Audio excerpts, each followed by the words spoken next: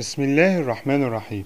سوف نتحدث عن موقعة حطين عام 583 هجريا 1187 ميلاديا، وإنني مقسم هذا الموضوع إلى 7 عناصر. أول عنصر استدعاء صلاح الدين قواته من مختلف المناطق. كان الاعتداء على القافلة من جانب إرناط هي الفرصة التي يبحث عنها صلاح الدين، فبعد أن اكتملت له قوته العسكرية الكاملة وتحققت له مشروعاته السياسية بتوحيد الجبهة الإسلامية في مصر والشام، ومن ثم استدعى قواته من مختلف المناطق وحرص على استدعاء العسكر المصري، وفوت على إرناط الفرصة التي كان يتمناها بمنع وصول القوات المصرية لمعسكر صلاح الدين. العنصر الثاني إرسال صلاح الدين جزءا من قواته للاستيلاء على عكا، وأرسل جزءا من قواته باتجاه العكا للاستيلاء عليها حتى تكون قاعدة للأسطول المصري على الساحل الشامي. وتعرضت هذه القوة لهجوم من جانب جماعات الداوية والإسبيتارية، إلى أن قوات صلاح الدين قضت على القوة المهاجمة، وكان من بين القتلى مقدم الإسبيتارية بينما فر مقدم الداوية. العنصر الثاني جمع صلاح الدين قواته عند طبرية. على حين التقى القوات الصليبية في صفورية، جمع صلاح الدين قواته عند طبرية بعد أن استولى عليها، وكانت تابعة لريموند أمير طرابلس وبها زوجته هشيفة، وأخذ يرتب جيشه عند قرية حطين المجاورة حتى يضمن بذلك وجود الماء اللازم لقواته ويحول دون وصول الصليبيين إليها. العنصر الرابع تنازع الأهواء عند المعسكر الصليبي. أما المعسكر الصليبي فقد تنازعته الأهواء، حيث رأى فريق يتزعمه ريموند أمير طرابلس رأى الحكمة العسكرية تقتضي أن يظل الصليبيون معسكرين في صفورية حتى يأتيهم المسلمون، فيصبح من السهل القضاء عليهم بعد أن خارت منهم القوة لطول الطريق بين طبرية وصفورية.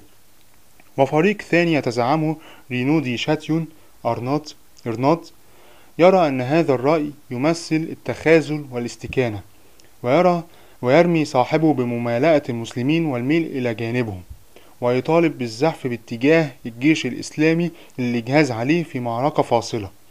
والملك وجد نفسه عاجزا في النهاية أمام عناد كل من إرناط ومقدم الداوية جيرار، فأصدر أوامره بالزحف إلى طبرية، وكان هذا يدل على الحماقة العسكرية بالغة، حتى أن صلاح الدين عبر عن سعادته بذلك عندما أتته أنباء زحف الصليبيين قائلا: جاءنا ما نريد. العنصر الخامس تقدم الصليبيين تجاه طبرية. تقدم الصليبيين باتجاه الشرق تجاه طبرية في 3 يوليو عام 1187 ميلاديا، حتى أن ألقوا رحالهم عند التل المعروف قبل حطين، والذي يرتفع عن سطح البحر قرابة 316 ميل، وهم يعانون من الإجهاد والعطش لشدة الحر وطول الطريق. العنصر السادس معركة حطين وانتصار المسلمين فيها.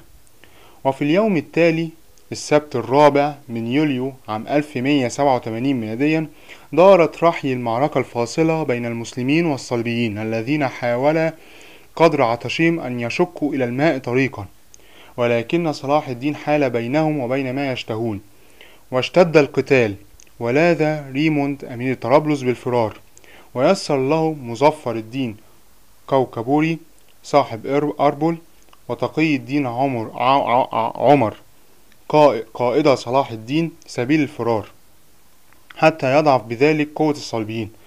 وسرعان ما التأمت دائرة الحصار ثانية حول القوات الصليبية، وأشعل المسلمون النار في الحشائش المنتشرة بسفح التل، فحملت الرياح لهيبها ليلفح وجوه الصليبيين، فاجتمع بذلك عليهم حر النار وحر العطش وحر القتال. وحصد المسلمون للصليبيين حصدا بين قتيل وأسير وجريح، ولعل الصليبيين قد دار بخاطرهم ما فعلوه بالمسلمين من قبل عند دخولهم إلى بيت المقدس غازين. وليس هناك أبلغ للدلالة على هذا الحادثان إلى أن نعرض صورتين رسمهما أقلام من المعاصرين. فالمؤرخ المجهول صاحب كتاب أعمال الفرنج وحجاج بيت المقدس، والذي كان شاهد عيان للحملة الأولى أثناء دخولها بيت المقدس، كتب يقول: فلما ولج حجاجنا المدينة وجدوا في قتال الشرقيين ومطاردتهم حتى قبة عمر، حيث تجمعوا واستسلموا لرجالنا الذين أعملوا فيهم أفظع القتل طيلة اليوم بأكمله، حتى لقد فاض المعبد بدمائهم.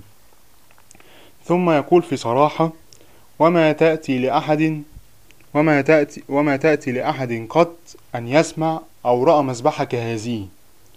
وفي السورة الأخرى كتب المؤرخ المسلم المعاصر أبو شامة يصف ساحة حطين بعد المعركة، يقول: فمن شاهد القتل قال ما هناك أسير، ومن عين الأسرى قال ما هناك بقتيل. وهذه العبارة الأخيرة تدل على الرغم من انتصار المسلمين في هذه المعركة إلى أن أبقوا على حياة الأسرى، وأطلقوا من بعد سراح بعضهم ليعود هؤلاء لحرب المسلمين ثانية. العنصر السابع والأخير وقوع غاي دي لوزجنان ورينو دي شاتيون على رأس الأسرى. وكان غاي دي لوزجنان ملك بيت المقدس، ورينو دي شاتيون أمير الكرك الذي كان السبب الرئيسي فيما انتهى إليه أمر الصليبيين الآن، كان الاثنان وغيرهم من زعماء الصليبيين على رأس الأسرى. وقد اقتيد الملك والأمير إلى خيمة صلاح الدين الذي أحسن استقبال غاي دي لوزجنان وأجلسه بجواره، ولما لاحظ أنه يعاني من العطش أعطاه قدحا من ماء الورد المثلج وشرب الملك، ثم ناول القدح الإرناط لكي يشرب. وتقضي أصول الضيافة العربية أن إعطاء الطعام أو الشراب لأي أسير معناها أن حياته في أمان. ولهذا تدخل صلاح الدين بسرعة ليقول للمترجم: قل للملك أنه هو الذي أعطى الماء لإرناط ليشرب ولست أنا. ثم التفت السلطان وراح يذكر لإرناط بما ارتكبه في حق المسلمين. قال له إرناط: تلك عادة الملوك.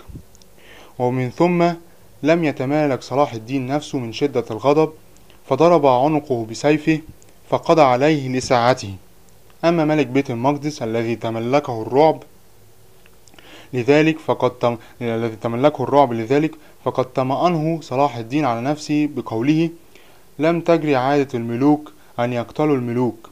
وأما هذا مشيرا إلى أرناط فإنه تجاوز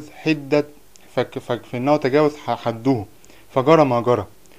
وقد سيق كبار الأسرى بما فيهم جاي إلى سجون دمشق حتى ينظر صلاح الدين في أمرهم، وقد بلغ عدد الأسرى 30,000 مقاتل تقريبا على حد قول المؤرخين.